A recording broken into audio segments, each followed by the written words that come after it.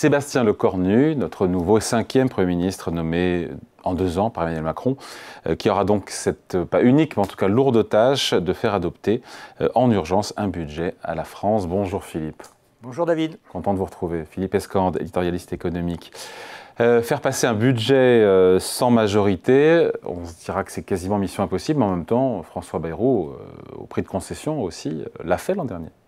Oui, ça peut toujours se concevoir en lâchant d'un côté, en lâchant de l'autre, mais on sent qu'on arrive vraiment aujourd'hui, et comme dirait Sébastien Lecornu, à un point de rupture, c'est-à-dire que à la fois du côté de la population en général, et puis du côté aussi de l'Assemblée nationale, il y a quand même le sentiment qu'on est dans une forme d'impasse et que pour en sortir, il faut essayer d'imaginer quelque chose d'un petit peu plus ambitieux. Donc, en tout cas, Sébastien Lecornu lui-même a indiqué qu'il voulait faire de la rupture, et pas seulement sur la forme, comme il dit. Sur le fond, ça veut dire quoi? Ça veut dire faire à peu près l'inverse de ce qui a été fait auparavant, c'est-à-dire auparavant, finalement, on composait d'abord un gouvernement, ensuite on bâtissait un projet, et après on allait négocier avec les partis leur non-censure ou leur accord sur ces dispositifs. Là, il semblerait qu'il va faire plutôt l'inverse, c'est-à-dire de consulter d'abord les partis et ensuite d'élaborer une forme de plateforme et ensuite de composer un gouvernement. Ça ressemble déjà un peu plus à ce qui se fait dans d'autres pays d'Europe qui, rappelons-le, fonctionnent, la plupart en tout cas, beaucoup, notamment bien sûr l'Allemagne, mais aussi l'Espagne et d'autres, qui fonctionnent sous forme de coalition extrêmement large. Il faudra lâcher et faire des concessions, notamment à l'endroit du Parti socialiste, parce que pour faire passer le budget, des compromis devront être faits, notamment sur la taxation des plus fortunés. Ça, on l'a compris, il y aura une espèce de, pas d'aggiornamento, mais en tout cas peut-être de machine arrière du logiciel macronien et de la majorité là-dessus. Oui, donc ils y croient, mais parce qu'ils savent que c'est le prix à payer pour avoir un budget. Tout à fait, c'est probablement indispensable. C'est indispensable de rallier le Parti socialiste. C'est mathématique en fait. Et le Parti socialiste a fait un geste en disant, à la différence de LFI, on ne va pas censurer par principe, on attend de voir. Et à ce moment-là, ils ont quelques marqueurs et ils les ont mis sur la table, c'est-à-dire ils veulent plus de justice fiscale, sociale, écologique, etc. Mais disons que la justice fiscale, c'est celui qui a été le plus mis en avant. C'est-à-dire quoi? C'est-à-dire donner le signal à toute la population que tout le monde est mis à contribution, et notamment les plus fortunés. Emmanuel Macron y est prêt. Et son camp y est prêt aussi, parce que, encore une fois, c'est pour le coup une vraie rupture par rapport au logiciel macronien en matière d'économie. Oui, je pense qu'ils y sont prêts parce que c'est une question de survie et parce que, à la fois pour le Premier ministre, pour le gouvernement, mais aussi pour l'Assemblée nationale, finalement, il y a en tout cas une majorité de gens qui aimeraient que ça fonctionne, autrement dit, qui n'aimeraient pas qu'on retourne aux urnes trop rapidement. Évidemment le groupe Renaissance, mais aussi les Républicains, mais aussi le Parti Socialiste, à la différence des deux extrêmes, ont plutôt intérêt à ce que la situation actuelle perdure, se stabilise, et donc à ce qu'il y ait des concessions fortes. Et dans ces concessions fortes, pour attirer le Parti Socialiste, la taxation des très grandes fortunes, c'est effectivement quelque chose de symbolique, de fort, et qui a l'assentiment d'une écrasante majorité de la population. Ouais, sauf que ça ne rapporte pas la taxe Zuckman, beaucoup d'experts nous l'ont expliqué, les 15 milliards attendus par le Parti Socialiste sur cette taxe Zuckman. D'ailleurs, Olivier Faure, patron du PS, s'est dit prêt à regarder une autre taxe qui aurait les mêmes effets que la taxe Zuckman, mais qu'on n'appellerait pas la taxe Zuckman, qui est un épouvantail. En même temps, si c'est pour qu'elle rapporte 3 fois moins, ça s'appelle l'ISF. Oui, c'est ça. Alors, l'ISF, on connaît bien, hein, on se souvient, donc 1982, François Mitterrand, il inaugure le système, et ensuite, des gouvernements de gauche, mais aussi de droite, ont gardé l'ISF, abrogé, remis, alourdi, allégé, Là, on a encore une version qui s'appelle l'IFI, qui concerne uniquement l'immobilier, mais qui est une forme d'impôt sur le patrimoine. Sur les plus fortunés. Mais qui ne touche pas les plus fortunés. Parce que disons que les aisés ont un patrimoine essentiellement constitué avec de l'immobilier, mais par contre les grandes fortunes, c'est l'inverse. L'essentiel de leur patrimoine, il est dans du capital, dans des entreprises. Enfin, c'est une épargne qui n'est pas dans l'immobilier. Et donc, toucher cette population-là, qui est très réduite, qui est très importante financièrement, mais qui est très réduite, ça a évidemment l'assentiment à la fois de la population et puis même à l'Assemblée nationale de beaucoup de monde. Alors ensuite, sur les modalités, est-ce que ça peut être la taxe Zuckman? Donc la taxe Zuckman, c'est une taxe sur le patrimoine, qui est un plancher de 2% sur les patrimoines supérieurs à 100 millions d'euros. Donc ça fait 1600 personnes, c'est pas considérable, mais en revanche, ce sont des... Et ça génère vraiment 15 milliards d'euros. Et alors, selon les calculs de Gabriel Zuckman, parce que lui, il dit, mais moi, je m'inspire à la fois des travaux, c'est un universitaire français, mais qui a essentiellement travaillé aux États-Unis, qui a beaucoup travaillé sur la question des impôts aux États-Unis, qui a conseillé l'équipe de Joe Biden à son époque, qui connaît donc très bien le sujet, et il dit, moi, je me suis inspiré des échecs de l'ISF, et je veux faire quelque chose de très différent.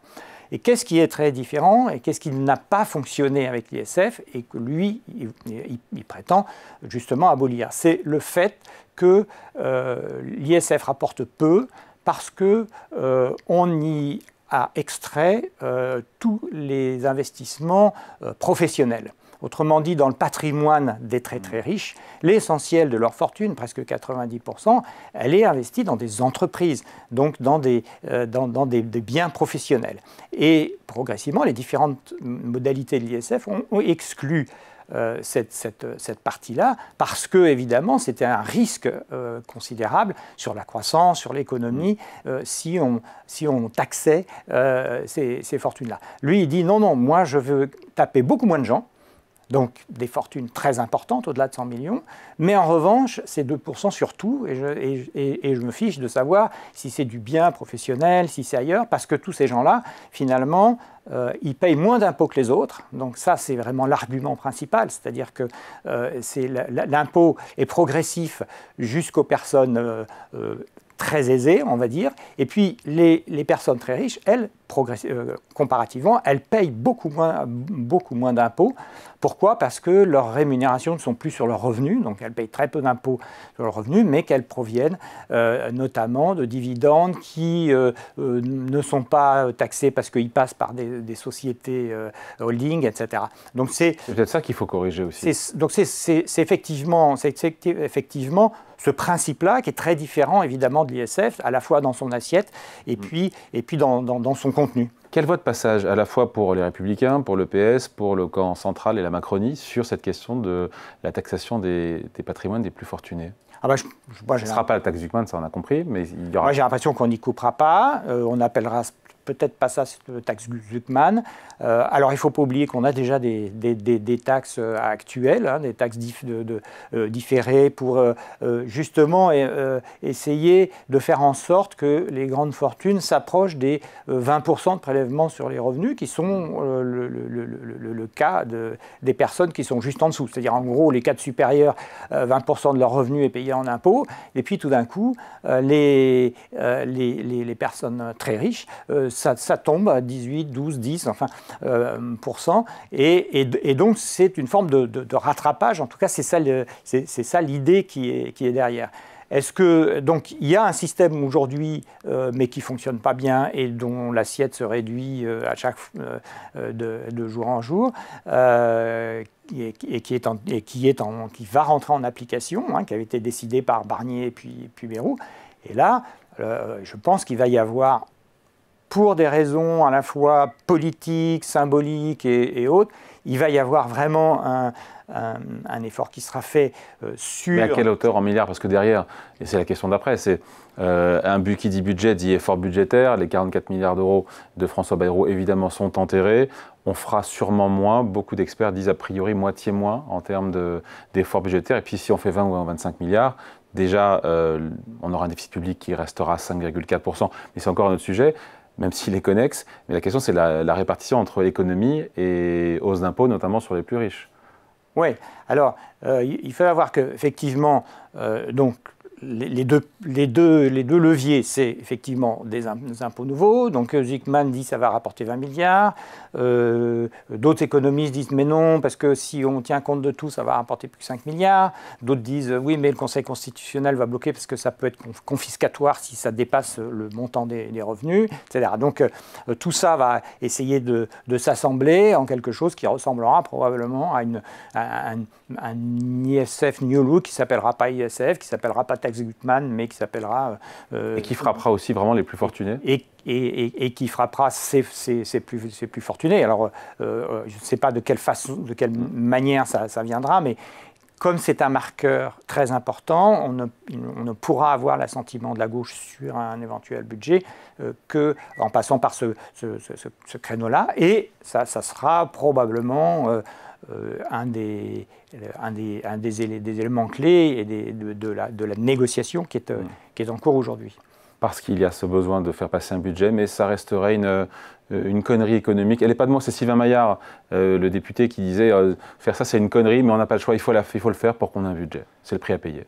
Oui, alors... on ne sait pas, en fait. Je veux dire, les précédents, c'est vrai que les précédents historiques ont montré que, effectivement, l'ISF se transformait rapidement en usine à gaz avec un rendement très, très faible et un effet, pas forcément sur l'exil des gens, mais aussi un effet un peu dépressif sur des gens qui ont quand même beaucoup d'argent à investir et que donc son effet sur la croissance économique n'était pas complètement évident. Donc c'est vrai que mais en même temps, la politique, ce n'est pas seulement l'art de faire de la bonne économie rationnelle sans se préoccuper de ce que pensent les citoyens, mais c'est aussi d'embarquer tout le monde dans un projet commun. Et si on veut embarquer tout le monde, il faut faire un geste pour montrer aussi, pas seulement au Parti socialiste, mais alors là, à la population derrière, on le voit sur les ronds-points et donc dans la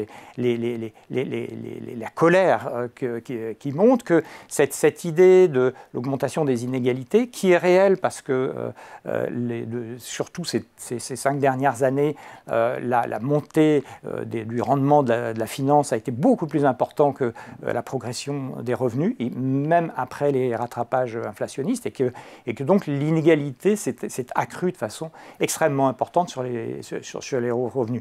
Donc il y a probablement un geste à faire et je pense qu'on n'y coupera pas.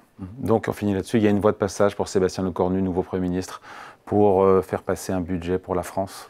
Oui, il y a une voie de passage parce que... Au détriment de l'effort budgétaire global qui sera évidemment réduit a priori de moitié. Oui, peut-être. Mais je pense que, en fait, ce qui peut rendre optimiste dans cette situation où il n'y a pas beaucoup de raisons de l'être, c'est que c'est un peu la dernière chance et que la France est plutôt meilleure dans les dernières chances que dans la programmation à long terme. Et donc, on le voit sur Notre-Dame, sur les JO, quand on est le dos au mur, il y a une forme de sursaut assez particulier. Et ce qu'il faut espérer, en tout cas, c'est qu'à l'Assemblée nationale et au gouvernement, l'idée que c'est un peu la dernière chance et qu'il faut peut-être se mettre à avoir des idées nouvelles est en train de perfuser. Eh ben, on signe là-dessus. Merci beaucoup. Explication signée Philippe Escande, éditorialiste économique. Merci Philippe. Merci David. Bonne journée.